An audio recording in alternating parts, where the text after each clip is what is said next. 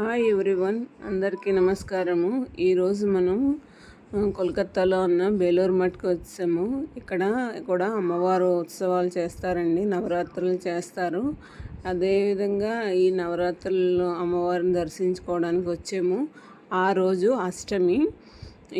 అయితే ఆ రోజున ఇక్కడ కన్యా పూజ అనేది చేస్తారు. ఒక అమ్మాయిని తీసుకొచ్చి కన్యని తీసుకొచ్చి ఆ అమ్మాయికి పూజ అది చేసి ఆ అమ్మాయిని ఒక దేవతలాగా ఆరాధిస్తారు.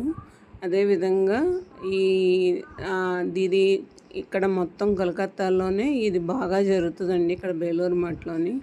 అందుకే ఎక్కడి నుంచో జనాలంతా కూడా దీన్ని దర్శించుకోవడానికి వస్తూ ఉంటారు. చాలా కన్నుల పండుగగా జరుగుతుంది. చూసారా రష్, ఇంకా టైం అవ్వలేదండి. పూర్తిగా టైం అయితే కనుక ఫుల్ అసలు ఖాళీ ఉండదు.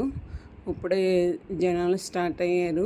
అక్కడ మనం దగ్గరికి వెళ్ళినా కనిపించట్లేదు అమ్మవారిది. అది కూడా ఇదంతా కూడా బేలూరు మఠ్ అండి.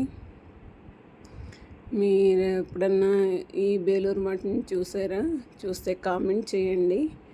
చాలా బాగుంటుంది, ప్రశాంతంగా ఉంటుంది ఇక్కడ. ఇది రామకృష్ణ పరమహంస గారు ఉంటారు లోపల.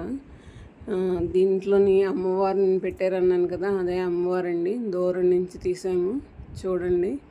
చాలా అక్కడ జనాలు ఎక్కువగా ఉన్నారు, రష్గా ఉన్నది. అక్కడే ముందే అమ్మాయిని కూర్చోబెట్టి కన్యను పూజిస్తారండి. అమ్మవారు రూపంలో పూజిస్తారు. ఈ పూజ ఎక్కువగా ఉత్తరప్రదేశ్, మధ్యప్రదేశ్ అటు సైడు బాగా చేసుకుంటారండి వాళ్ళు.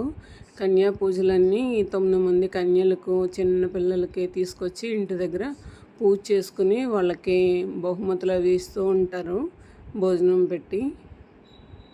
లైక్ చేసి షేర్ చేయండి ఇది నచ్చితే.